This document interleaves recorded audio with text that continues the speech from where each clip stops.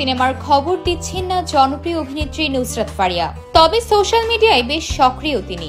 মাঝে লম্বা সময় বিদেশেও কাটিয়েছেন।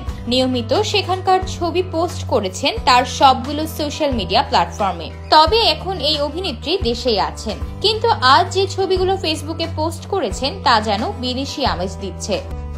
ফারিয়ার ওয়েস্টার্ন ধাঁচের খোলামেলা পোশাকের ছবিগুলো যেন শীতের মধ্যে উত্তাপ ছড়াচ্ছে নেট দুনিয়ায়। ছবিগুলোর ক্যাপশনে ফারিয়া লিখেছেন, এলোমেলো চুল, চকচকে চাহনি, সব মিলিয়ে আমি জানি আমি দুর্দান্ত। বর্তমানে দুই বাংলার জনপ্রিয় নায়িকা হলেও উপস্থাপিকা হিসেবে ফারিয়ার ক্যারিয়ার শুরু। গায়িকা পরিচয়েও আলোচনায় আসেন তিনি। অভিনয় থেকে বেশ কিছুটা সময় দূরে থাকলে নতুন বছরে নতুন উদ্যমে শুরু করার প্রত্যয় ব্যস্ত আছেন ফারিয়া।